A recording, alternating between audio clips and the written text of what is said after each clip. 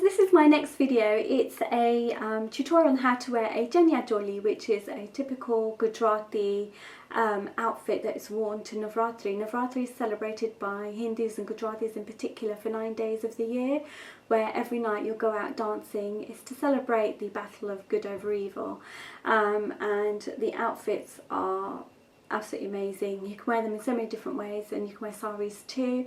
A lot of non-Gujaratis don't know how to wear a Chaniya Choli and often ask me how the dupattas there and the outfits look so beautiful, how they're worn. Some people think their sari is just worn in a different way. So this is a tutorial on how to wear a Chaniya Choli. You can also have this whole look for your engagement if you're Gujarati, or you don't just, you know, if you love wearing outfits like these and you've got a lehenga that you're going to wear for your Mehndi night or for your engagement night or your pre-wedding ceremony, your sanji, your maya, even anything, you could wear an outfit like this. So there are different ways of wearing this. I've done this tutorial with the pallu set at the front and then tucked in at the side, but there are ways where you can wear it that looks more like a sari. I'll do that in another tutorial. So I'm doing this whole get naked thing again. This time I'm showing you how to wear a Chaniya Choli, which is for Navratri. You want to get your skirt on and tie it to your left hand side. I'm not showing it doesn't really matter what's going on with the feet and how it falls on the floor, because when you go to play Garba you end up taking your shoes off anyway, so you've always got to make sure that when you have your Chaniya Cholis fitted, you have them fitted so that you can wear them with your shoes off. Next, take your dupatta. It doesn't matter which side I take on the dupatta because it's the same on either end. So all I'm going to do is bring it around me, take the edge that's closest to me, and I'm going to start making pleats. So I'm holding the edge this side that's closest to me, and then I'm just going to fold the pleats on top of each other like this.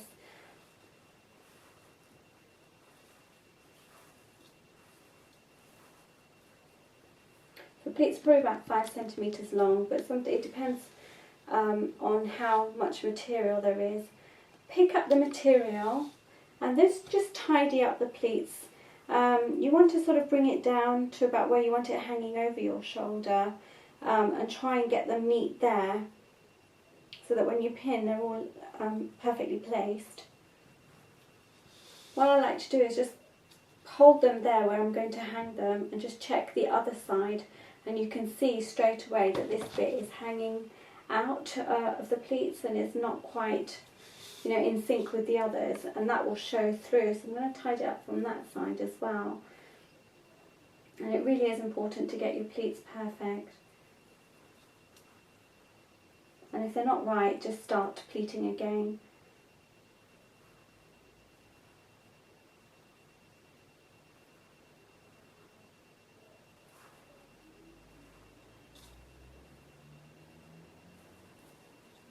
And you should end, when you're holding it this way, you should end with the upper pleat facing outwards and towards the right, and the inner pleat facing inwards towards the left. Bring that through over your shoulder, your right hand shoulder.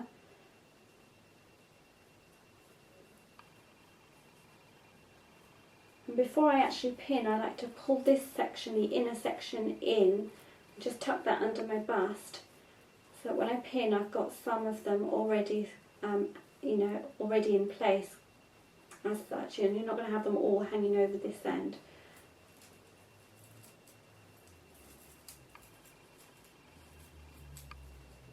So if you have your pleats too wide, then, you know, this bit here will hang down on your shoulder and it will get in your way, so I like to do really small prints. So you want this to fall to about just above where your knee will be. I think that is exactly just above my knee. Some people like to have this really short up to here. I don't.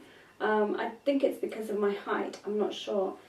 But you want to then pin that piece to the blouse and your bra strap. It's just to keep it all in place, especially if your bra is a bit loose, then you don't want that falling off. Mine's not, so I'm just going to pin the dupatta and the blouse together, and that's quite secure. Now turning to your attention to the back of the dupatta and the back of where you've pinned to, you want to take the inner part, so this is the bit that's actually facing towards your left on the inside, so the inner part of it, you want to reach behind you and just pull that back and bring it forward. And you could either just grab this piece here, drape it, take it into your skirt, and then just pin that here. And this is really great and helps you look quite slim because you're not putting any additional pleats in, and I prefer this method. But sometimes the dupatta is too long and you have to make some pleats. If you're going with this, then just pleat that in like that, and you can see how beautifully that falls. And at the back, you can see that just, you can't see, but it just touches about, I don't know, a couple of inches from the floor, so you're not going to be stepping on it, and it looks really nice, and when you're dancing and you kick out, it looks brilliant. So this front piece, you don't want to cover your necklace too much. You're just going to bring that under your bust, and you're just going to pin that to your blouse about there. Some people like to take it back all the way like so, so that it comes back round the front again, and pin it here. And you can do that, and it hides any sort of rolls of skin you might have, or any issues here. If you're going to bring it to the front, then you want to reach inside and pin underneath. No pin should be showing. I don't really like that though too much, so I like to have it like so. And then it's a little complicated and you might want some help, but you want to reach inside your blouse, again hiding the pin.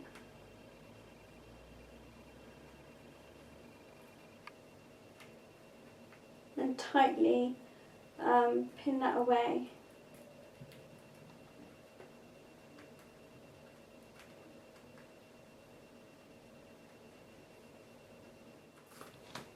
You might find that this area here flops like that when you're dancing, and it really does spoil the look. So I need to grab another pin. I'm going to hold these pleats where I want them to be, making sure that my bust here is covered. Sit down for this second. Whoops.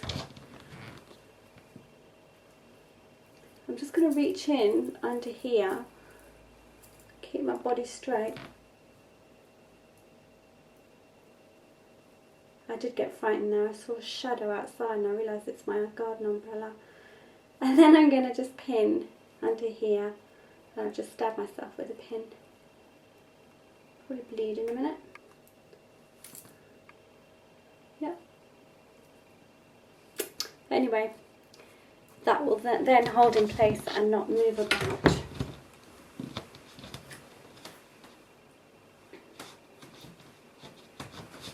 That's the dressing done this way. I did mention earlier about having to pleat this, so if you need to do that, I'll show you what to do. Again, I said you might have to do this if the dupatta is too long, and you've got, and when you do that, it still touches the ground. So you just take that end bit and start making maybe 2 to 3 pleats, as many as you need.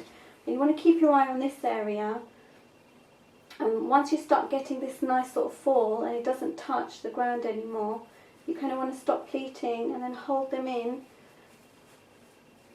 tuck it in, and then pin that into the side. It's really good to pin in because if you're dancing, or if someone steps on you while you're dancing, you're not going to be pulled out.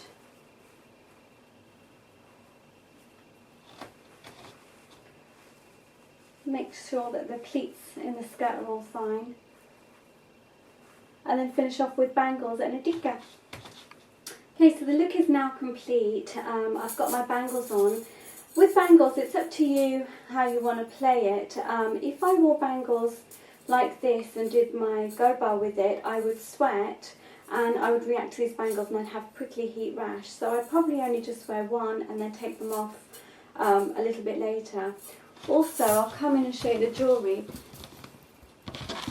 The jewellery is a bit too much. I had this outfit for my sister's wedding, for her pre-wedding party, which we do the same thing, we do the same dancing, and so it was a little bit more ornate. But a simple jewellery set is much better. If you're going to sweat again, you don't want to react to the metals in here, and you want lighter earrings. Of course, my mum will tell me off if I don't wear a bindi. But yeah, it's always better to have the hair off the face than off the neck as well, because you don't want it in your way. And I've kept the makeup quite bright and simple and youthful looking. I've done a tutorial already on how to do the hairstyle and the makeup, so do keep an eye out for that one if you're interested. This whole look, including the bangles and the oversized necklace, with a tikka which I've got, I'll get it, hang on.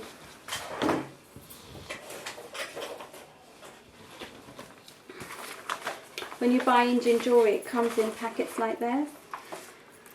If you wore a tikka with it, then you're transforming the whole look from, you know,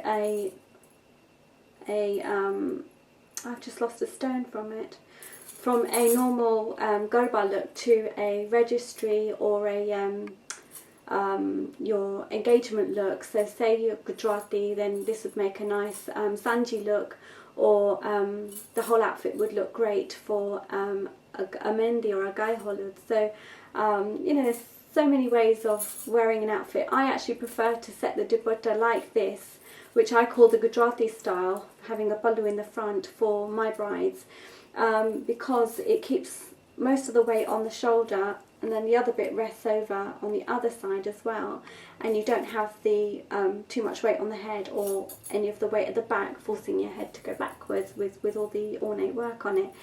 So I will do other ways of dressing a Chaniya Choli or lenga, whatever you want to call it. This is a proper Chaniya Choli because it's got the flare in the skirt and a shorter blouse. But again, you could do it with a lenga, providing that the lenga dupatta isn't you know, too short. And I'll speak to you guys soon. Bye.